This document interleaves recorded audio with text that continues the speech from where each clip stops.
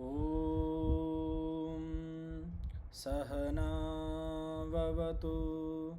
सहनौ भुनक्तु सह वीर्यं करवावहै तेजस्विनावधीतमस्तु मा विद्विषावहै।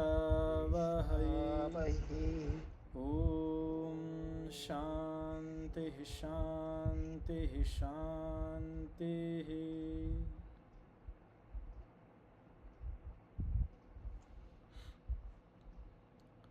તો કોઈને કંઈ પ્રશ્ન હોય પાછળ આપણે અત્યાર સુધી જે અભ્યાસ કર્યો છે યોગ દર્શનમાં એમાંથી કોઈને કંઈક પ્રશ્ન પૂછવો હોય, કંઈક અસ્પષ્ટતા હોય તો પૂછી શકો છો, નકર પછી આપણે આગળ વધશું.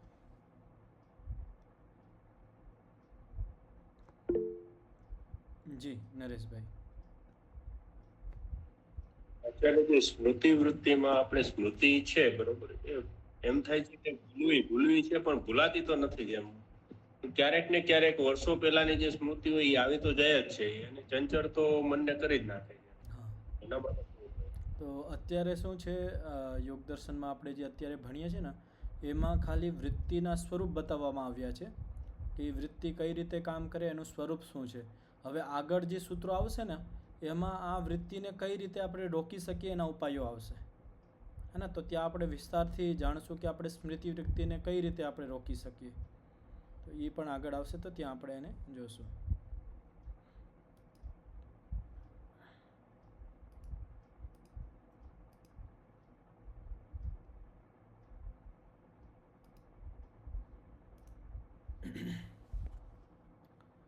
તો આપણે સ્મૃતિ વૃત્તિ ઉપર ચર્ચા ચાલતી હતી.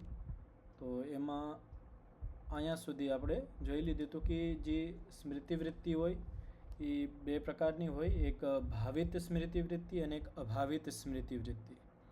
ભાવિત એટલે કલ્પિત, કલ્પના કરેલી સ્મૃતિ વૃત્તિ, અને એક વાસ્તવિક સ્મૃતિ વૃત્તિ, બે પ્રકારની હોય. અને એમાં જે ભાવિત સ્મૃતિ વૃત્તિ છે એ સ્વપ્ન અવસ્થાની અંદર એનો ઉદ્ભવ થાય, અને અભાવિત જે વાસ્તવિક સ્મૃતિ વૃત્તિ છે એનો આપણે વ્યવહારમાં જાગૃત અવસ્થામાં આપણે જ્યારે વ્યવહાર કરીએ છીએ ત્યારે આપણે અભાવિત એટલે વાસ્તવિક જે સ્મૃતિ વૃત્તિ છે એનો ઉપયોગ કરીએ છીએ. પછી આગળ કહેવામાં આવ્યું છે સર્વાશ્ચ એતા સ્મૃતયઃ પ્રમાણ વિપર્યય વિકલ્પ નિદ્રા સ્મૃતિ નામ અનુભવાત પ્રભવંતી. હવે અહીંયા એક પ્રશ્ન એ ઊભો થાય છે કે આપણી જે આટલી બધી સ્મૃતિ વૃત્તિઓ છે તો આ સ્મૃતિ વૃત્તિ ઉત્પન્ન ક્યાંથી થાય, એનો જન્મ ક્યાંથી થાય છે, આટલી બધી સ્મૃતિ વૃત્તિ આવે ક્યાંથી. તો હમણાં જે નરેશભાઈ તમે પૂછતા હતા કે સ્મૃતિ વૃત્તિ આપણે રોકવી હોય તોય નથી રોકી શકતા. એનું કારણ છે કે આપણી જે સ્મૃતિ વૃત્તિ છે ને એ બધા વૃત્તિઓ કરતાં વધારે બને છે. અને એનું કારણ શું છે કે બાકી જેટલી વૃત્તિઓ છે ને એ બધા આની જન્મદાત્રી છે, બધા આ સ્મૃતિ વૃત્તિને જન્મ આપે છે. તો અહીંયા આ જ કહેવામાં આવ્યું છે કે સર્વાશ્ચય એતા સ્મૃતય, આપણી અંદર જેટલી પણ સ્મૃતિ વૃત્તિઓ છે તે ક્યાંથી ઉદ્ભવથી, તો પહેલું છે પ્રમાણ વૃત્તિથી, પ્રમાણ વૃત્તિ અનુભવાત, પ્રમાણ વૃત્તિનો અનુભવ કરવાથી આપણે સ્મૃતિ વૃત્તિ બને છે. આપણે કાલ દાખલો પણ જોયો હતો કે ગમે એ વસ્તુ આપણે જ્યારે પ્રત્યક્ષ ઇન્દ્રિય સાથે જોડાઈને આપણે બાહ્ય વસ્તુ સાથે આપણું ચિત્ત જોડાય, પ્રત્યક્ષ થાય તો એ સમય તો ધ્યાન થાય, સાથે સાથે શું થાય, એ સ્મૃતિ તરીકે આપણા અંદર સ્થાપિત થઈ જાય. તેવી જ રીતે વિપર્યય વૃત્તિનું કે આપણને યદી ઊંધું જ્ઞાન હોય તો એ ઊંધા જ્ઞાનની પણ સ્મૃતિ, વિપરીત જ્ઞાનની પણ આપણા અંદર સ્મૃતિ બની જાય છે. દાખલા તરીકે આપણને આ સંસાર સુખમય લાગે, આ વિષય ભોગ છે, બધા સાંસારિક સુખ છે એ બધા આપણને તૃપ્ત થઈ જશું એવું લાગે.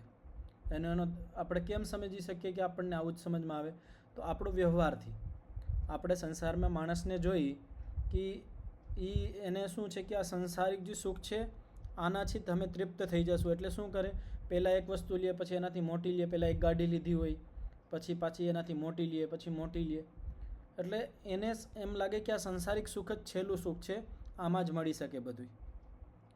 પણ આ વિપરીત ઊંધું જ્ઞાન છે, વિપર્યય જ્ઞાન છે, વિપર્યય વૃત્તિ છે. સાંસારિક સુખો ક્ષણિક છે. વાસ્તવમાં છેલ્લું પરિણામ આપણે સાંસારિક સુખોનું જોઈએ તો એ દુઃખ બાજુ જાય છે. આપણે જન્મ મરણના ચક્રમાં આપણને લઈ આવી દે છે આ જે સાંસારિક વૃત્તિઓ છે, સાંસારિક જે સુખ છે. અને જે શાસ્ત્રોનું જ્ઞાન છે, ઈશ્વરનું જ્ઞાન છે, એ ઈશ્વર બાજુ વધવું, અધ્યાત્મ બાજુ વધવું. તો અધ્યાત્મ બાજુ વધવું એ વાસ્તવિક આપણા માટે સુખનું કારણ છે, લેકિન આપણે ત્યાં દુઃખ અનુભવીએ એટલે આપણી પ્રવૃત્તિ નથી થતી. તો અધ્યાત્મના માર્ગમાં, યોગના માર્ગમાં સુખ છે એ શાબ્દિક રૂપે આપણને ખબર છે, લેકિન મનના સ્તરે આપણને ખબર નથી. મનના સ્તર ઉપર આપણને એમ લાગે કે આની અંદર તો કષ્ટ છે, આપણને દુઃખ લાગે. અધ્યાત્મના માર્ગ ઉપર ચડવા માટે, યોગના માર્ગ ઉપર આપણે જ્યારે ચાલીએ તો આપણને એવી વિપર્ય વૃત્તિ ઉત્પન્ન થાય કે આનાથી તો આ બધો સંસાર મારો છૂટી જાય, બધા સુખો છૂટી જશે. તો આ વિપર્ય મિથ્યા જ્ઞાન છે, ઊંધું ધ્યાન, ઊંધું આપણને ધ્યાન થઈ ગયું છે. અને સંસાર બાજુ આપણું આકર્ષણ છે અને આપણને એમ લાગે છે આ સંસાર જ સુખમય છે, આ વિપર્ય વૃત્તિનો. અને આપણા અંદર આવી જ સ્મૃતિ થઈ જાય.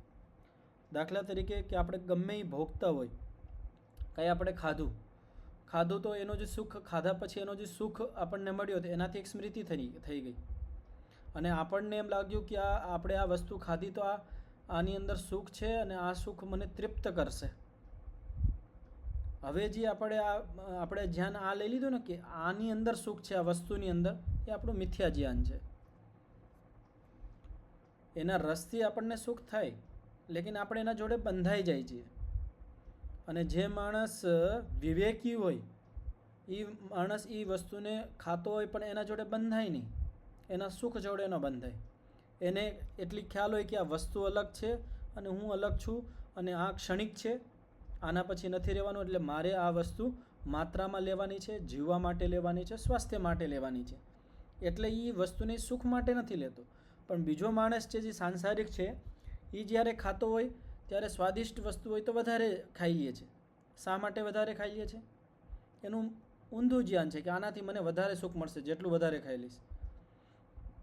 તો આ જે વિપર્ય વૃત્તિ છે એની પણ આપણા અંદર સ્મૃતિઓ બનતી હોય અને એ સ્મૃતિ આપણને પાછી બાજુ ધકેલી દે.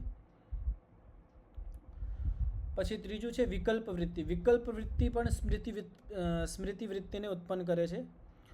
વિકલ્પ વૃત્તિ જેમ આપણે વિચાર કર્યો હતો કે વસ્તુ શૂન્ય હોય. દાખલા તરીકે આપણે ઘણા બધા અહીંયા ઉદાહરણો જોયા હતા કે આપણે કહીએ કે આત્માનું ચેતન સ્વરૂપ.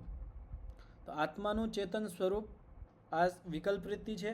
અને આપણે જ્યારે ચિંતન કરતા હતા, યોગ દર્શનનું વાંચન કરતા હતા તો આ વસ્તુ આવી હતી.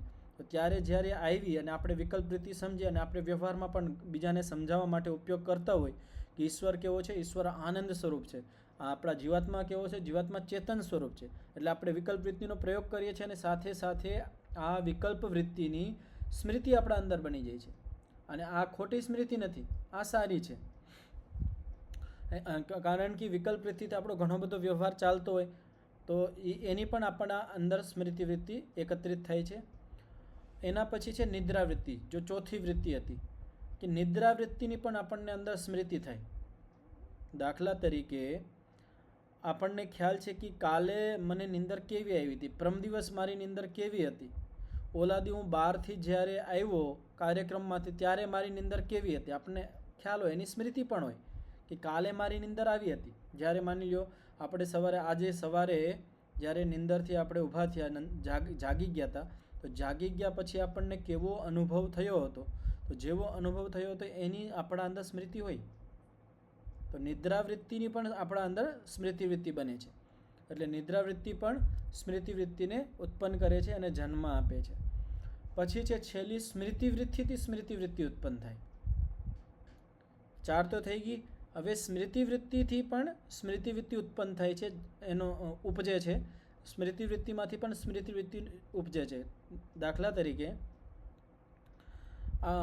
હું તમને અત્યારે કોઈ વસ્તુ આમ બતાવું કે આ વસ્તુ છે અને થોડીક વાર પછી આ મૂકી દઉં છું તો આપણને સ્મૃતિ તો થઈ, અને 1 કલાક પછી હું પાછું બોલું તો આપણે કહીએ કે મેં યાદ કર્યું હતું. દાખલા તરીકે આપણે વ્યવહારમાં પણ કરતા હોય. ઘણી વખત આપણે કહીએ ને, મેં તો તમને હમણાં જ સ્મરણ કર્યા હતા અને તમે હાજર થઈ ગયા. આપણે સ્મરણ કર્યું, સ્મરણ કર્યા પછી પાછું સ્મરણ કરીએ. ઘણી વખત આપણે એવું થતું હોય. અને આ બંધનનું બહુ મોટું કારણ છે. સ્મૃતિવૃત્તિથી સ્મૃતિવૃત્તિ ઉત્પન્ન થાય ને, આનાથી શું થાય, આપણા જે સંસ્કારો છે એ દૃઢ થતા જાય. દાખલા તરીકે કે આપણે કોઈ મીઠાઈ ખાધી, ગુલાબજામુન લઈ લઈએ કે આપણે ગુલાબજામુન ખાધું, જામુન ખાધા પછી આપણે એક સંસ્કાર બની ગયો અને આપણે જ્યારે એક દિવસ ખાલી બેઠા હતા અને આપણા મનની અંદર આપણે એક વૃત્તિ ઉભા કે ચાલો ઘણા દિવસ થઈ ગયા ગુલાબજામુન ખાઈએ, તો આપણે આ સ્મૃતિ ઉત્પન્ન કરી. અને સ્મૃતિમાં આપણે શું ઉત્પન્ન કરી, એ સ્મૃતિ ઉત્પન્ન કરી, પાછી માની લો દબાવી દીધી, પાછી આપણે સ્મૃતિ ઉત્પન્ન કરીએ કે મેં કાલે વિચાર્યું હતું, કાલે પ્રોગ્રામ બનાવ્યો હતો કે જલેબી ખાઈશ, ગુલાબજામુન ખાઈશ, પણ મેળ ન આવ્યો, આજે પાછી ખાઈશ. યા એમ વિચારી કાલે મેં આ સમયે ખાધી હતી એટલે મને સુખ મળ્યું હતું. તો આ શું કરીએ છીએ, આપણે સ્મૃતિવૃત્તિની સ્મૃતિવૃત્તિ બનાવીએ છીએ. એનાથી શું થાય, આપણા સંસ્કારો દૃઢ થતા જાય. આ તો છે આપણા વ્યવહારિક સ્તરે. વિચારના સ્તરે પણ થતું હોય. ઘણી વખત આપણા માણસની અંદર, સામાન્ય માણસની અંદર જો વિવેકી ન હોય, અધ્યાત્મ બાજુ ન આવતો હોય, એની અંદર ઘણી વખત વાસનાના વિચાર ઉત્પન્ન થતા હોય. હવે જે વાસનાના વિચારની જે સ્મૃતિ થઈ અને એનાથી જેને સાંસારિક સુખ મળે છે એ વિચારોથી, હવે શું કરે, એ સ્મૃતિમાં જે કાલ્પનિક વાસનાના વિચાર એને ઊભા કર્યા, બીજી વખત જ્યારે ખાલી બેઠો હોય તો પાછા વાસનાના વિચાર ઊભો કરે એ જ સ્મૃતિને. હવે શું થાય, જ્યારે વારવાર આ વિચારો આવે, વાસનાના કે ગમે પાપના ગમે લઈ લ્યો, આ ઉદાહરણ તરીકે સમજવામાં સહેલું છે કે આ વિચાર જ્યારે વારવાર આવતા હોય તો આપણે એને વારવાર સ્મૃતિમાં લેવા આવે. હવે આ ખેલે આપણે અહીંયા સુધી વિચાર્યું કે કામ આવી ગયું, પાછો બીજી વખત આપણે એ જ વિષયને પાછું વિચારીએ. તો હવે શું થાય, આપણે સ્મૃતિની સ્મૃતિ બનાવતા જાય તો હવે જે વાસનાના વિચાર છે ને એ આપણી અંદર ઘર કરી જાય, દૃઢ થઈ જાય અને પછી આપણા વ્યવહારમાં ઉતરવા માંડે. આવી જ રીતે બધી જગ્યાએ થતું હોય. આ વાસનામાં છે એવી જ રીતે રસનામાં. આ સંસારની અંદર બધા કરતાં વધારે यदि નિયંત્રિત કરવી કોઈ વસ્તુ છે તો બે વસ્તુ છે, રસના અને વાસના. વાસના માટે રસનાને કંટ્રોલ કરવી પડે, નિયંત્રિત કરવી પડે તો વાસના ઉપર પણ કંટ્રોલ થાય. બધું માણસ કંટ્રોલ કરી લે, એની વાણીના ઉપર સંયમ હોય, હાથ ઉપર સંયમ હોય, વ્યવહાર સારો હોય, લેકિન રસના અને વાસનામાં આપણે જોઈએ તો સારા બુદ્ધિજીવી માણસ પણ એમાં ફસાયેલા હોય. તો પહેલે તો રસનાને કંટ્રોલ કરવી એટલે આપણી જીભ. રસના એટલે જીભ, રસની. આપણે રસની વાહે દોડતા હોય કે આ ખાવું, પેલું ખાવું, આદિ કોઈક દિવસ આવું ન મળ્યું તો આપણે ઉદાસ થઈ જાય. ઘરમાં કંઈક બનાવ્યું હોય ને આપણા મનપસંદ ન બન્યું હોય તો આપણને ક્રોધ આવી જાય. તો આ જે છે આપણે રસના સાથે બંધાયેલા છે.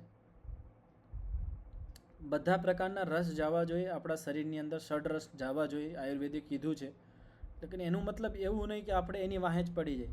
આપણે જે સાત્વિક અને સારું ભોજન લેતા હોય એની અંદર બધા રસ હોય, લેકિન આપણે ખાલી સ્વાદની પાછળ દોડતા હોય કે આજે આ ખાઈશ, આનાથી મને સુખ મળશે. આપણે શરીરની તાકાત માટે, તંદુરસ્તી માટે નથી ખાતા. આપણે જે પ્લાન બનાવ્યો છે ખાવા માટે, એ સુખ માટે બનાવ્યો કે આજે હું આ પ્રોગ્રામ કરું છું, આ ખાઈશ તો મને સુખ મળશે. બીજા આપણે પ્રોગ્રામ કરીએ, હાલો આજે ભજીયાનો પ્રોગ્રામ કરીએ, તો ત્યાં આપણે એમ નથી વિચારતા કે આ ભજીયાથી બીજાનું સ્વાસ્થ્ય સારું થશે અને આનંદ આવશે. આપણે શું વિચારીએ, એનાથી મજા આવશે ભજીયા ખાઈને, અને આપણે સુખ જોઈએ છીએ. તો આપણે જ્યારે આપણું ગમે કાર્ય છે સુખ સાથે જોડી દઈએ, આપણા ભૌતિક સુખ સાથે જોડી દઈએ, તો એના સંસ્કાર બને એ આપણને પાછા જન્મ મરણના ચક્રમાં અને વૃત્તિના ચક્રમાં, સંસ્કારને વૃત્તિના ચક્રમાં આપણને નાખી દે છે. તો સ્મૃતિવૃત્તિથી પણ સ્મૃતિવૃત્તિ ઉત્પન્ન થાય. તો બંને પ્રકારની સારી હોય તો સારું છે. સારી સ્મૃતિ હોય અને આને આપણે વિચારતા હોય, દાખલા તરીકે આપણે વિચારીએ કે મેં કાલે 1 કલાક ધ્યાન કર્યું હતું અને આપણે વિચાર કર્યો અત્યારે, અને હું પાછો કાલે વિચાર કરું છું કે હું કાલે વિચાર તો કરતો હતો કે મેં ઓલા દિવસે ધ્યાન કર્યું હતું 1 કલાક, બહુ મન સારું હતું મારું, સાત્વિક મન થઈ ગયું હતું.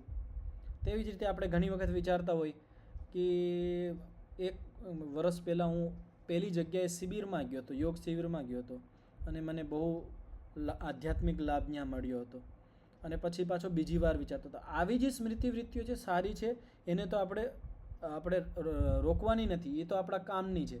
લેકિન જે સ્મૃતિવૃત્તિ આપણા માટે હાનિકારક છે, આપણને દુઃખ બાજુ લઈ જાય છે, સાંસારિક સુખોમાં ફસાવી દે છે, એવી સ્મૃતિવૃત્તિને આપણે પ્રયાસ કરીને રોકવી જોઈએ. તો અહીંયા સુધી આપણે અહીંયા સુધી આ છેલ્લું હતું, અહીંયા સુધી આ સ્મૃતિ વૃત્તિની વ્યાખ્યા પૂરી થઈ ગઈ છે. હવે જે 5 પ્રકારની આપણને વૃત્તિ બતાવી હતી એના ઉપર થોડીક ચર્ચા આગળ કરેલી છે. તો વાક્ય છે સર્વાશ્ચ એતા વૃત્તયઃ સુખ દુઃખ મોહાત્મિકા. આ આપણે જે 5 પ્રકારની વૃત્તિઓ છે, સર્વાશ્ચ એતા વૃત્તિ, આ બધી પ્રકારની જે વૃત્તિઓ છે, બધી એટલે પ્રમાણ વૃત્તિ, વિપર્યય વૃત્તિ, વિકલ્પ વૃત્તિ, નિદ્રા વૃત્તિ અને સ્મૃતિ વૃત્તિ. આ જે 5 પ્રકારની વૃત્તિઓ છે, આ સુખરૂપ હોય, દુઃખરૂપ હોય કે મોહરૂપ હોય. આ કેવા સ્વરૂપવાળી હોય? કાં તો આપણે જે વૃત્તિ ઉપાડીએ ને, કાં તો એ સુખરૂપ હોય, કાં દુઃખરૂપ હોય, કાં મોહરૂપ હોય. સુખરૂપ એટલે આપણે સમજવાનો પ્રયાસ કરીએ કે પ્રમાણ વૃત્તિને લઈ અને પ્રમાણ વૃત્તિના જો સ્વરૂપ હતા એમાંથી આપણે પ્રત્યક્ષ પ્રમાણ વૃત્તિને લઈ. જ્યારે આપણે ગમે કંઈક પ્રત્યક્ષ કરીએ તો આપણે પ્રત્યક્ષ એટલે માની લો આપણે ઇન્દ્રિયોનો પ્રત્યક્ષ લઈ કે આપણે કંઈક જમતા હોય તો આપણે જીભ ઇન્દ્રિયથી આપણે રસનું પ્રત્યક્ષ કરીએ છીએ. તો જ્યારે આપણે આ પ્રત્યક્ષ થાય છે, સીધું આપણે વિષય સાથે જોડાઈએ છીએ તો આપણને અહીંયા સુખરૂપ યા દુઃખરૂપ હશે. ઘણી વખત આપણને એવો અનુભવ થાય કે સાદું ભોજન કરતા હોય, નથી અહીંયા સુખ નથી અહીંયા દુઃખ, પછી કઈ રીતે કહી દીધું. તો દાખલા તરીકે સમજવું હોય તો આપણે જમતા વચ્ચે કંઈક અંદર કંઈક બીજું કંઈક આવી જાય, કંઈક કઠોર વસ્તુ આવી જાય, માની લો કે કાકરી આવી ગઈ હોય, કંઈક લાકડી આવી ગઈ હોય, તો તરત આપણે પ્રતિકૂળતા અનુભવ કરીએ. તો એ પ્રતિકૂળતા જેમ આપણે દૂર કરીએ તો આપણે સુખી થાય. ઘણી વખત શું આપણે સુખનો પ્રવાહમાં હોય આપણે, એટલે આપણને ખ્યાલ ન આવે કે આપણે સુખી છીએ, આ વૃત્તિની અંદર આપણને સુખ મળી રહ્યો છે. જેમ આપણે બાધા ઉત્પન્ન થાય તો આપણને સુખ થઈ જાય. માની લો કે આપણે કોઈ માણસ છે કે ગુલાબજામુન ખાતો હોય અને એ દરરોજ ખાવા માંડે તો પછી એટલો રસ રહેશે એની અંદર, એને સુખ મળશે એટલું, એના માટે સાધારણ થઈ જશે. તેવી જ રીતે એમાં સુખ એવું બસ આટલું અંતર હોય કે અમુક વાર ઓછું સુખ હોય અને અમુક વાર વધારે અનુભવ કરતા હોય, લેકિન સુખ હોય. અને સુખ ન હોય તો આપણી એમાં પ્રવૃત્તિ ન હોય, સુખ ન હોય તો આપણે એમાં પ્રવૃત્તિ ન હોય, અને અમુક વાર પ્રવૃત્તિ પછી આપણે એમાં સુખ દુઃખ અનુભવ કરીએ. અને અહીંયા મોહ શબ્દ આવ્યો. મોહ શબ્દ માટે મેં પાછળ પણ કીધું હતું, મોહ કોની સંજ્ઞા છે? અવિદ્યાની. તો આપણી જે વૃત્તિ છે યા તો એ સુખને ઉત્પન્ન કરશે, દુઃખને ઉત્પન્ન કરશે, કાં પછી મોહ એટલે અવિદ્યાને ઉત્પન્ન કરશે. કઈ વૃત્તિ આ કરશે? આ ક્લિષ્ટ વૃત્તિ. આ જે 5 પ્રકારની વૃત્તિ છે, પ્રમાણ, વિપર્યય, વિકલ્પ, નિદ્રા અને સ્મૃતિ, આના પણ બબ્બે ભેદ છે. 5 પ્રકારની આ ક્લિષ્ટ વૃત્તિઓ હોય અને 5 પ્રકારની અક્લિષ્ટ વૃત્તિઓ હોય.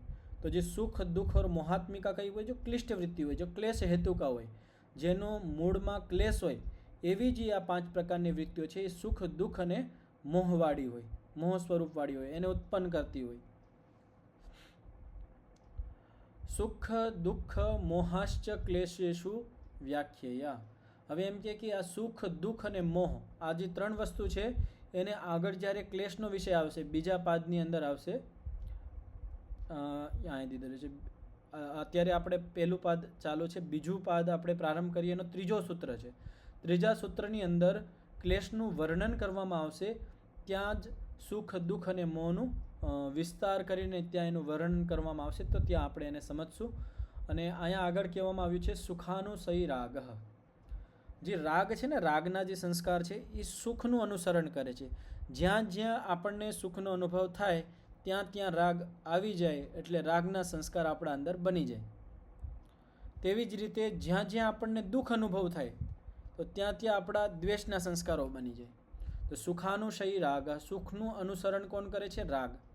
અને દુઃખનું અનુસરણ કોણ કરે છે? દ્વેષ. એટલે એની પાછળ જાય છે. જ્યાં આપણને દુઃખ જાય ત્યાં દ્વેષના સંસ્કારો આવી જાય, જ્યાં આપણને સુખ થાય ત્યાં આપણને રાગના સંસ્કારો બની જાય. મોહ પુનર અવિદ્યા. મોહ એટલે શું? તો એને કે મોહ એટલે અવિદ્યા. અવિદ્યા એટલે જે વસ્તુ, જે પદાર્થ જેવો છે એવું એનું જ્ઞાન ન થવું, એનાથી વિપરીત જ્ઞાન થવું, એનું નામ જ અવિદ્યા છે. મિથ્યા જ્ઞાન, વિપરીત જ્ઞાન. પદાર્થ જેવો છે એવું એનું સ્વરૂપની આપણને ખબર નથી પડતી, ઊંધું સમજાય છે, એનું નામ અવિદ્યા છે. એતાહ સર્વા વૃત્તયો નિરોધવ્યા. આ જેટલી વૃત્તિ બતાવી કેટલી વૃત્તિ બતાવી? 5 પ્રકારની. પ્રમાણ, વિપર્ય, વિકલ્પ, નિદ્રા અને સ્મૃતિ, આ 5 પ્રકારની જે વૃત્તિઓ છે એતા સર્વા નિરોધવ્યા, આ બધી વૃત્તિઓને રોકી દેવી જોઈએ. હવે આ બધી વૃત્તિઓને આપણે રોકી દે તો આપણો વ્યવહાર જ નહીં ચાલે. પછી આ વાક્ય કેમ કીધું છે? કારણ કે આપણે અત્યારે આ વાંચીએ છીએ, આપણે આ સમજીએ છીએ, તો પણ આપણે વૃત્તિનો પ્રયોગ કરીએ છીએ, પ્રત્યક્ષ વૃત્તિનો પ્રયોગ કરીએ છીએ. એના વગર તો આપણે સમજી પણ ન શકીએ. પણ લેખક કહે છે કે બધી વૃત્તિઓને રોકી દઈ. અગર આપણે બધી વૃત્તિઓને રોકી દઈએ તો આપણો વ્યવહાર જ નહીં ચાલે, વ્યવહાર બંધ થઈ જશે. તો અહીંયા બધી વૃત્તિને રોકી દેવી એટલે 2 પ્રકારની વૃત્તિઓ છે, ક્લિષ્ટ વૃત્તિ અને અક્લિષ્ટ વૃત્તિ. એટલે ક્લિષ્ટ વૃત્તિ જેટલી છે એ બધી વૃત્તિઓને રોકી દેવી જોઈએ. ક્લિષ્ટ વૃત્તિ એટલે જે વૃત્તિઓને ઉત્પન્ન કરવાથી આપણા અંદર ક્લેશ બની જાય છે. અવિદ્યા, રાગ, દ્વેષ, અભિનિવેશ, અસ્મિતા, આ જે 5 પ્રકારના ક્લેશ છે એ આપણા અંદર બની જાય છે જે વૃત્તિઓથી, એને ક્લિષ્ટ વૃત્તિ કહેવાય. ક્લેશ હેતુકા કાલે આવ્યું હતું ને આપણે પાછળ જ્યારે કહેતા આ રહી વૃત્તય પંચતય ક્લિષ્ટા ક્લિષ્ટા.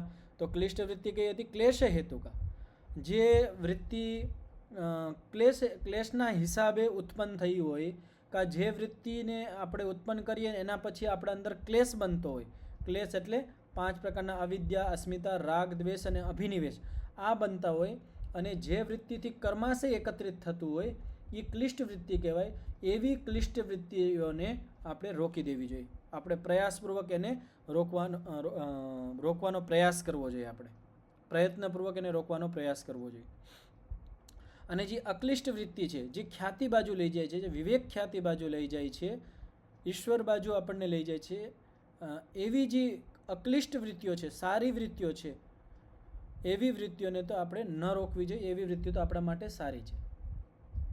પણ એક વસ્તુ અહીંયા સમજવા જેવી છે કે આ વાક્ય છે ને, આના 2 અર્થ થાય છે. એ આગળ આ વાક્ય, બીજું વાક્ય તો આપણને ખબર પડશે. હમણાં મેં જે અર્થ કર્યો એ છે કે ક્લિષ્ટ વૃત્તિઓ, જેટલી પણ ક્લિષ્ટ વૃત્તિઓ હોય, 5 પ્રકારની જે ક્લિષ્ટ વૃત્તિઓ છે એને સર્વથા આપણે રોકી દેવી જોઈએ, યા રોકાઈ જવી જોઈએ. આપણે એટલો પુરુષાર્થ કરીએ, એટલા યોગના ક્ષેત્રમાં આગળ વધીએ, આપણા અંદર જેટલી પણ 5 પ્રકારની ક્લિષ્ટ વૃત્તિઓ છે એ રોકાઈ જાય, એનો નિરોધ થઈ જાય. આસામ નિરોધે સંપ્રજ્ઞાત. જ્યારે આપણે બધી પ્રકારની ક્લિષ્ટ વૃત્તિઓ છે એને જ્યારે રોકી દઈએ, આ બધી પ્રકારની જ્યારે ક્લિષ્ટ વૃત્તિઓ રોકાઈ જાય આપણા અંદર, તો આપણને સંપ્રજ્ઞાત સમાધિની પ્રાપ્તિ થાય છે. વા સમાધિ ભવતી અસંપ્રજ્ઞાતો વા. અને બીજી એક ઉપલબ્ધિ શું છે કે અસંપ્રજ્ઞાત સમાધિ થાય છે. અસંપ્રજ્ઞાત સમાધિમાં આ જે વાક્ય છે એનો બીજો અર્થ થશે. હવે આપણે જે અહીંયા લખેલું છે ને એનો અર્થ છે કે બધી પ્રકારની વૃત્તિઓ, એટલે ક્લિષ્ટ વૃત્તિઓ પણ અને અક્લિષ્ટ વૃત્તિઓ પણ અસંપ્રજ્ઞાત સમાધિની અંદર રોકાઈ જવી જોઈએ, રોકી દેવી જોઈએ. એના વગર અસંપ્રજ્ઞાત સમાધિ ન થાય. કારણ કે જે અક્લિષ્ટ વૃત્તિ હતી, અક્લિષ્ટ એટલે સારી વૃત્તિ હતી, જે આપણને વિવેક ખ્યાતિ બાજુ લઈ જતી હતી, એવી અક્લિષ્ટ સારી વૃત્તિઓને પણ અસંપ્રજ્ઞાત સમાધિ, એટલે આપણે જ્યારે સમાધિ લગાવતા હોય ત્યારે બધી પ્રકારની વૃત્તિઓ, ચાહે સારી હોય કે ચાહે ખરાબ હોય, ચાહે ક્લિષ્ટ હોય કે ચાહે અક્લિષ્ટ હોય, બધી પ્રકારની વૃત્તિ આપણે રોકી દઈએ ત્યારે જ આપણને અસંપ્રજ્ઞાત સમાધિ પ્રાપ્તિ થાય. તો એતા સર્વાહ વૃત્તિઓ નિરધવ્યા. તો અસંપ્રજ્ઞાત પક્ષમાં બંને પ્રકારની ક્લિષ્ટ અને અક્લિષ્ટ બંને પ્રકારની બધી જ પ્રકારની વૃત્તિઓ રોકાઈ જવી જોઈએ. અને સંપ્રજ્ઞાત સમાધિની પ્રાપ્તિ માટે અને સંપ્રજ્ઞાત સમાધિની અંદર 2 વસ્તુ છે. એક તો હજી આપણે સંપ્રજ્ઞાત સમાધિ બાજુ જઈ રહ્યા છે, તો આના સંપ્રજ્ઞાત સમાધિ બાજુ જવા માટે અક્લિષ્ટ વૃત્તિ એટલે સારી વૃત્તિઓની આપણને બહુ જરૂર છે. એના વગર આપણે ન જઈ શકીએ. આ વસ્તુ સમજમાં આવે છે બધાને?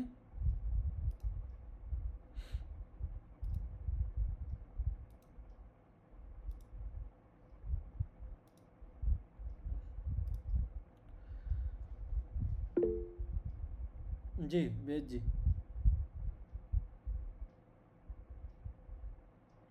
વેદજી બોલીએ. નમસ્તે આચાર્યજી. જી નમસ્તે આચાર્યજી, અસંપ્રજ્ઞાત સમાધિમાં અક્લિષ્ટ વૃત્તિઓનો કેવી રીતના સંભવ થાય? અસંપ્રજ્ઞાત સમાધિની અંદર, કારણ કે અક્લિષ્ટ વૃત્તિ રહે ક્યાં? એનો વ્યવહાર ક્ષેત્ર કયો છે? ચિત્ત છે. અને ચિત્તનું અંતિમ કાર્ય ક્યાં સુધી હોય? સંપ્રજ્ઞાત સમાધિ સુધી. સંપ્રજ્ઞાત સમાધિની અંદર ચિત્ત પૂરું થઈ જાય ત્યાં સુધી. અસંપ્રજ્ઞાત સમાધિની અંદર આવીએ એટલે ચિત્તનું કાર્ય જ પૂરું થઈ ગયું, ચિત્ત અહીંયા કામ નહીં કરે. તો જ્યારે ચિત્ત જ નથી તો કોઈ વૃત્તિ જ નથી. અસંપ્રજ્ઞાત સમાધિમાં આપણે જવું હોય તો આપણે ચિત્તનું રોકવું પડે. ચિત્તને રોકવું પડે એટલે બધી જ પ્રકારની વૃત્તિઓ રોકવી પડે. અને છેલ્લી સારામાં સારી વૃત્તિ આપણા અંદર કઈ હોય? વિવેક ખ્યાતિની વૃત્તિ હોય, જે સારામાં સારી ગણાય. અક્લિષ્ટ વૃત્તિ એટલે જેનાથી આપણને સંપ્રજ્ઞાત સમાધિની પ્રાપ્તિ છે, જે વિવેક ખ્યાતિ. તો આ છેલ્લી વૃત્તિ છે એને પણ આપણે રોકી દઈ, એ પછી જ આપણને આ સંપ્રજ્ઞાત સમાધિ પ્રાપ્તિ થઈ, એના વગર ન થાય. તો આ જે વાક્ય છે ને એના બે અર્થ છે. એટલે સંપ્રજ્ઞાત સમાધિ હોય, સંપ્રજ્ઞાત સમાધિની અંદર ક્લિષ્ટ વૃત્તિઓને રોકવાની અને અક્લિષ્ટ વૃત્તિઓને ચાલુ રાખવાની. અક્લિષ્ટ વૃત્તિ આપણે ચાલુ રાખશું તો આપણે સંપ્રજ્ઞાત સમાધિ સુધી પહોંચી શકશું અને આપણી સંપ્રજ્ઞાત સમાધિ લાગશે. અને જ્યારે અસંપ્રજ્ઞાત સમાધિમાં જાય ત્યારે આપણે ક્લિષ્ટ અને અક્લિષ્ટ બધી જ પ્રકારની વૃત્તિઓ રોકી દઈ તો જ આપણને અસંપ્રજ્ઞાત સમાધિની પ્રાપ્તિ થાય. જી પ્રિયંકાબેન. નમસ્તે આચાર્યજી. જી નમસ્તે. જ્યારે આપણે અસંપ્રજ્ઞાત સમાધિમાં પહોંચીએ કદાચ, તો એમાં એવું હોય છે ચિત્તની વૃત્તિ નિરોધ થઈ ગઈ, બરાબર? જી તો ચિત્ત છે જ નહીં. જી તો પછી પાછું એટલે મતલબ એમાં મોક્ષ જેવું તમને ફીલ થતું હોય. જી તો જ્યારે ચિત્ત જ નથી તો જી. ફરીથી પાછું એ ચિત્તની જોડે જોડાણ કેવી રીતે થાય?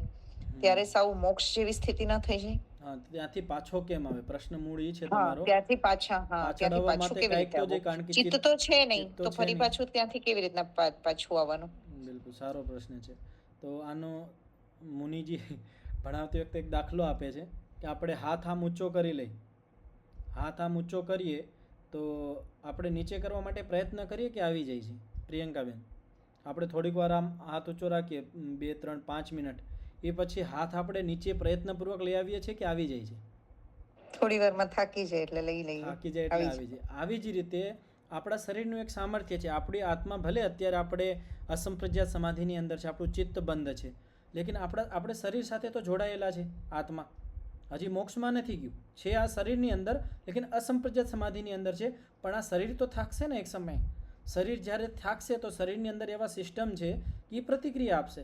થાકવા માંડશે, 1 કલાક, 2, 5 કલાક, 10 કલાક, પ્યાસ લાગશે, ભૂખ લાગશે, તો શરીર ઓટોમેટિક ડિમાન્ડ કરશે તો આત્માને આવવું જ પડશે.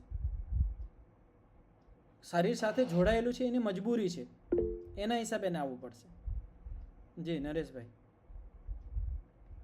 તો આચાર્યજી, એનો મતલબ એવો થાય કે જેમ શરીર સ્વસ્થ અને સુંદર, ઓલું શું કહેવાય, શક્તિશાળી હોય, એમ વધારે સમાધિ લાગે, એવું બની શકે? તો પાકું છે. મહર્ષિ દયાનંદજી 5, 6, 7, 8 કલાક સુધી બેસતા, લેકિન એ ગમે તેટલું શરીર બલવાન હોય, લેકિન કોઈ 8-10 દિવસ સુધી તો લગાતાર નહીં બેસી શકે ને.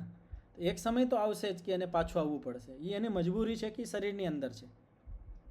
પણ એ યોગી જે માણસ હોય, એ યોગી માણસને શું હોય કે એ જ્યારે સમાધિ અવસ્થાથી બહાર પણ આવશે ને તો એ પણ એનું જીવન આનંદમય હશે, ઈશ્વરના આનંદમાં જ હશે. એ સાંસારિક વિષયોમાં, વસ્તુઓમાં નહીં ફસાશે. અસંપ્રજ્ઞાત સમાધિની પરિપક્વ અવસ્થાની હું વાત કરું છું. જ્યારે પ્રારંભિક અવસ્થા હોય ત્યારે પતન થઈ શકે છે, પણ જ્યારે અસંપ્રજ્ઞાત સમાધિની પરિપક્વ અવસ્થા, પરિપક્વ એટલે અસંપ્રજ્ઞાત સમાધિ લગાવતા ઘણા મહિનાઓ, દિવસો એમાં અભ્યાસ, ઘણો બધો અભ્યાસ થઈ ગયો છે. અસંપ્રજ્ઞાત સમાધિ પરિપક્વ થઈ ગઈ છે, પાકી ગઈ છે. હવે જ્યારે એ વ્યુત્થાન અવસ્થામાં આવશે, સમાધિ અવસ્થાથી બહાર આવશે, તો પણ એનું જીવન સુખમય હશે. હવે શા માટે એ સમાધિથી બહાર આવે છે? એ અત્યારે શરીરમાં છે, આ શરીરને પણ એને સાચવવું પડશે, એના માટે એને બહાર આવવું પડે છે.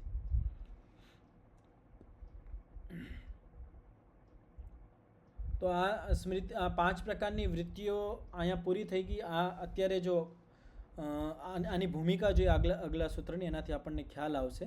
આગળનો જે સૂત્ર છે એની ભૂમિકા છે અથ આસામ નિરોધે ક ઉપાય.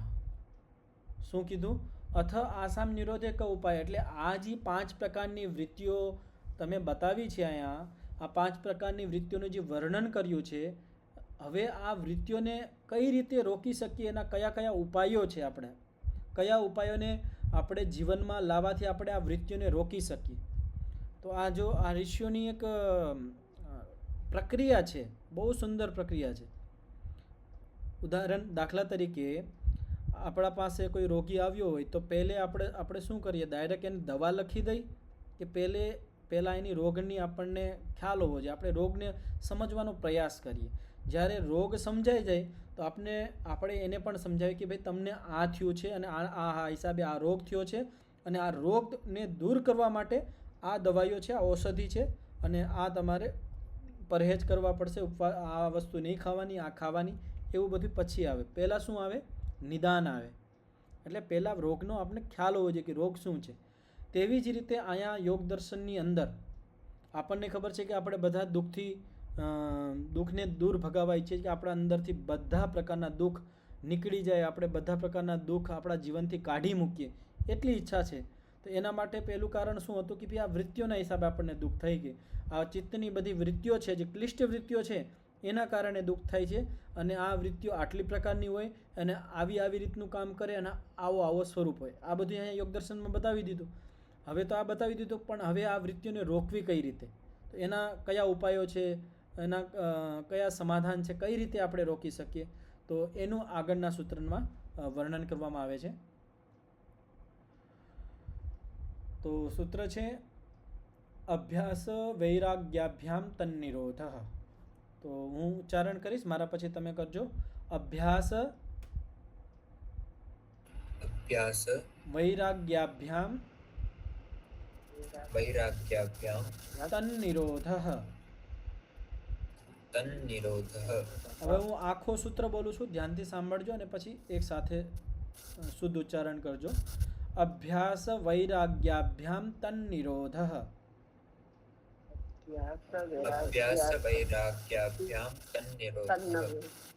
તન્નિરોધ. તો આ સૂત્રની અંદર 3 શબ્દો છે. અભ્યાસ, વૈરાગ્ય, તન અને નિરોધ. 4 કરી લો. અભ્યાસ, વૈરાગ્ય અને તન અને નિરોધ. તન એટલે શરીર નથી, આ સંસ્કૃતનું કાર્ય છે, મૂળ શબ્દ છે તત. અભ્યાસ, વૈરાગ્ય, તત અને નિરોધ. તો અભ્યાસ શબ્દ તો આપણે બધાએ સાંભળેલો હશે.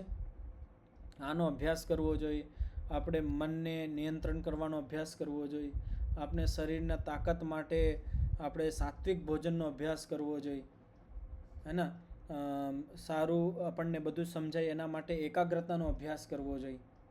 આપણે ઘણા બધા પ્રકારના અભ્યાસ એટલે વાર કરવું, એને આપણે અભ્યાસ કહીએ છીએ. વૈરાગ્ય એટલે વિરક્તિ, સાંસારિક વિષયોથી, સાંસારિક સુખથી વિરક્તિ થઈ જાય, જુદા. સાંસારિક સુખની આપણને ઈચ્છા ન થાય, એ બાજુથી આપણું દૂર થવા માંડીએ, એનું નામ વૈરાગ્ય. એટલે સાંસારિક સુખ આપણને ન ખેંચે, આપણે સાંસારિક સુખ આપણને નાના લાગે, આપણને એમાં દુઃખ દેખાય. સાંસારિક વિષયોની અંદર ભૌતિક સુખ આપણને દુઃખ રૂપમાં દેખાવા માંડે, એનું નામ વૈરાગ્ય છે. તત્નિરોધ એટલે અભ્યાસ અને વૈરાગ્યથી આપણે આ વૃત્તિઓનો નિરોધ કરી શકીએ. 2 સાધનો અહીંયા બતાવવામાં આવ્યા છે કે આપણે આ જે 5 પ્રકારની વૃત્તિઓ છે એ જ્યારે ક્લિષ્ટ રૂપમાં હોય, ક્લેશવાળી હોય, ત્યારે આ 5 પ્રકારની વૃત્તિઓને રોકવી હોય તો એના 2 પ્રકારના ઉપાય અહીંયા બતાવવામાં આવ્યા છે. એક છે અભ્યાસ અને બીજો છે વૈરાગ્ય. હવે એની અહીંયા વ્યાખ્યા કરવામાં આવશે. વ્યાસભાષ્યની અંદર ચિત્ત નદી નામો ઉભયત વાહિની વહતી કલ્યાણાય વહતી પાપાય ચ. હવે અહીંયા એક ઉપમા દઈને સમજાવવામાં આવે છે કે ચિત્ત નામની એક નદી છે આપણા શરીરની અંદર. જેમ આ સંસારમાં ઘણી બધી નદીઓ હોય અને એની અંદર પાણી વહતું હોય, પાણી ચાલતું હોય, તેવી જ રીતે આપણા શરીરની અંદર એક ચિત્ત નામની નદી છે અને એ ચિત્ત નામની નદીની અંદર વૃત્તિઓ રૂપી પાણી વહતું હોય, ચાલતું હોય. આમ તો હવે આપણે જે સાંસારિક નદી છે એ તો એક બાજુ જ ચાલતી હોય, આમ ઉપરથી નીચે બાજુ આવતી હોય બધી જગ્યાએ, એટલે સમુદ્ર બાજુ જતી હોય. પણ અહીંયા કહેવામાં આવે કે ચિત્ત નામની જે નદી છે ને 2 બાજુ જાય છે, આમાંય જાય ને આમાંય જાય. પોસિબલ તો નથી, આપણે સંસારિક નદીમાં તો એવું જોતા નથી, એટલે દાખલા તરીકે સમજાવવામાં આવે છે. ક્યાંક જોવા પણ મળે કે આપણે જ્યાં સમુદ્રનો કાંઠો હોય ત્યાં જે નદી હોય ત્યાં પાણી આવતું હોય ને જ્યારે જ્વાર આવે તો પાણી રિટર્ન પણ આવે. તો ત્યાં બંને બાજુ જોવા મળી શકે. આપણે ઘરની અંદર જે ગટર લાઈન હોય એની અંદરથી પાણી જતું હોય, પણ જ્યારે વધારે વરસાદ પડી જાય અને એ ભરાઈ જાય તો રિટર્ન આવે પાણી, તો બે બાજુ થઈ ગયું ને આવવા જવાનું. તો આપણા ચિત્તની અંદર પણ બે બાજુના પ્રવાહ છે. બે બાજુના કયા કયા પ્રવાહ છે? તો કે છે આ આપણી ચિત્તની નદી કલ્યાણ માટે પણ વહે છે અને પાપ માટે પણ વહે છે. વહે છે એના માટે કોઈ ગુજરાતી શબ્દ હોય તો મને બતાવજો. મને ખ્યાલ નથી આવતો કે વહે છે આપણે કહેતા હોય તો સમજમાં આવે છે બધાને? બીજો શબ્દ બરાબર છે. બરાબર છે ને? બરાબર છે. વહેવું બરાબર. હા, તો આપણે ચિત્ત નામની જે નદી છે એ કલ્યાણ બાજુ પણ વહે છે અને પાપ બાજુ પણ વહે છે. યા તો કેવલ્ય પ્રાગ ભારા વિવેક વિષય નિમ્ના સા કલ્યાણ વહા. હવે એમ કે આ જે આપણી જે નદી છે ને, ચિત્ત નામની નદી, એ જ્યારે કેવલ્ય બાજુ, કેવલ્ય કેનું નામ છે? કેવલ્ય પહેલી વખત શબ્દ આવ્યો, બીજી વખત આવ્યો છે. પહેલાં પણ મેં તમને કીધું હતું. તો આપણામાંથી કોઈને ખબર હોય કેવલ્ય એટલે શું? તો હાથ ઊંચો કરજો. કેવલ્ય એટલે શું? જી પ્રિયંકાબેન. મોક્ષ. મોક્ષ. તો બધા યાદ રાખજો, કેવલ્ય એટલે મોક્ષ. હે ના? કેવલ્ય મોક્ષની સંજ્ઞા છે. કેવલ્ય પ્રાગભરા, કે જ્યારે આ ચિત્ત નામની નદી આપણને મોક્ષ બાજુ લઈ જતી હોય, અર્થાત મોક્ષના વિચારો આવતા હોય કે આપણે માનવ જીવનનો ઉદ્દેશ્ય છે મોક્ષ પ્રાપ્તિ, ઈશ્વર પ્રાપ્તિ, અને આપણા ચિત્તના વિચારો, આપણી ચિત્તની વૃત્તિઓ આપણને કેવલ્ય બાજુ લઈ જતી હોય, મોક્ષ બાજુ લઈ જતી હોય, તો એ સમજી લેવાનું કે કલ્યાણ વહા, એ કલ્યાણ વહા છે, એટલે કલ્યાણ બાજુ વહે છે. બીજો શું લક્ષણ કહેવામાં આવ્યો? વિવેક વિષય નિમ્ના. અને બીજું કે વિવેક બાજુ લઈ જાય. વિવેક એટલે આપણી જ્યારે ચિત્તની નદી, ચિત્તની વૃત્તિઓ આપણને વિવેક ઉત્પન્ન કરે છે. વિવેક એટલે સાચું શું, ખોટું શું, એકદમ નિર્ણય હોવો જોઈએ કે આ સાચું ને આ ખોટું. તટસ્થ હોવા જોઈએ. જે તટસ્થ બાજુ લઈ જાય આપણને, વિવેક બાજુ લઈ જાય, એ કલ્યાણ વહા નદી. તો ચિત્ત નામની નદીના બે લક્ષણ કહેવામાં આવ્યા છે કે કલ્યાણ વહા છે અને એક પાપ વહા છે. તો આ ચિત્ત એવું છે કે આપણે ચિત્તને સેવક બનાવીએ તો આપણને મોક્ષ સુધી પહોંચાડી દેશે, અને આપણે ચિત્તને સ્વામી બનાવીએ તો આ ચિત્ત આપણને પાપ બાજુ, નરક બાજુ લઈ જશે. હવે આપણા ઉપર છે કે આપણે ચિત્તના ગુલામ થવું છે કે ચિત્તને આપણું ગુલામ બનાવવું છે. એટલે ચિત્તને આપણે સેવક બનાવવું છે કે આપણે ચિત્તના સેવક બની જવા છે. જ્યારે ચિત્ત આપણા કંટ્રોલમાં હોય તો આપણે જેમ કહીએ એમ જ કામ કરશે. આપણે જેમ કહીએ એ બાજુ ચિત્ત વહશે, કલ્યાણ બાજુ જશે. હવે આપણે જોઈએ કે આ બે બાજુ કીધી હતી, કલ્યાણ બાજુ અને પાપ બાજુ. તો આ કલ્યાણ બાજુનું તો અહીંયા લક્ષણ કહી દીધું. હવે પાપ બાજુ કઈ રીતે વહે એનું શું લક્ષણ છે? તો સંસાર પ્રાગ ભારા અવિવેક વિષય નિમ્ના પાપ વહા. તો જ્યારે સમજી લેવાનું કે આપણી ચિત્તની નદી આપણને સંસાર બાજુ લઈ જાય છે. સાંસારિક સુખો આપણને પ્રિય લાગે છે, સાંસારિક સુખ આપણા આકર્ષણના કેન્દ્રો છે, એ બાજુ આપણું ચિત્ત જાય છે. વિષય ભોગ આપણને સારા લાગે છે, તો સમજી લેવાનું કે આપણી જે ચિત્ત નામની નદી છે ને એ પાપ બાજુ વહે છે. અને બીજું શું લક્ષણ કહેવામાં આવ્યું? અવિવેક વિષય નિમ્ના. અને એ અવિવેકને ઉત્પન્ન કરે. જ્યારે આપણી બુદ્ધિ સાંસારિક થઈ જાય, સાંસારિક વિષય સુખોની બાજુ આપણો ચિત્ત આપણને લઈ જાય, તો આપણા અંદર શું ઉત્પન્ન થાય? અવિવેક ઉત્પન્ન થાય. અવિવેક એટલે સાચું શું, ખોટું શું, એને આપણને ભાન જ ન હોય. દાખલા તરીકે આપણે સંસાર બાજુ જઈએ છીએ. શિલ્પાબેન બંધ કરી લેજો માઇક. જ્યારે આપણે સંસાર બાજુ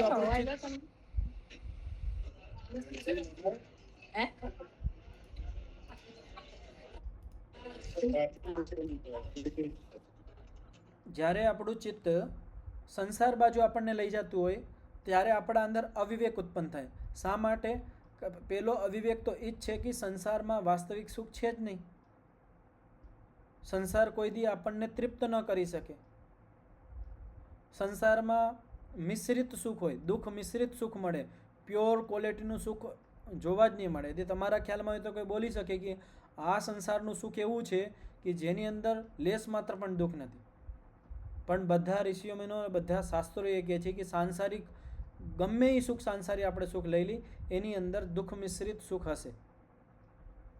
એટલે એ પ્યોર સુખ નહીં હોય, શુદ્ધ સુખ નહીં હોય. પણ જે મોક્ષનું સુખ છે એ પ્યોર છે, અહીંયા લેસ માત્ર પણ દુઃખ ન હોય.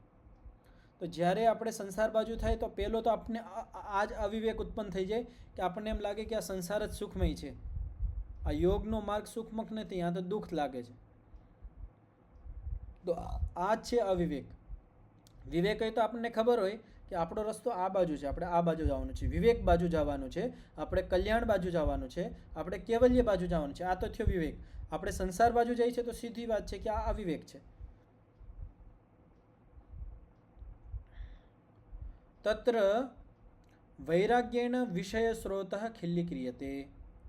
હવે જો આ અભ્યાસ અને વૈરાગ્ય આ બે સાધનો જે બતાવ્યા હતા, બે ઉપાય બતાવ્યા હતા જેનાથી આપણે બધી વૃત્તિઓ રોકી શકીએ, તો આ કઈ રીતે કામ કરશે? તો બોલે વૈરાગ્યેણ, આ વૈરાગ્યરૂપી જે આપણને સાધન મળ્યું છે, આ વૈરાગ્યરૂપી જે ઉપાય છે એનો કઈ રીતે ઉપયોગ કરવો?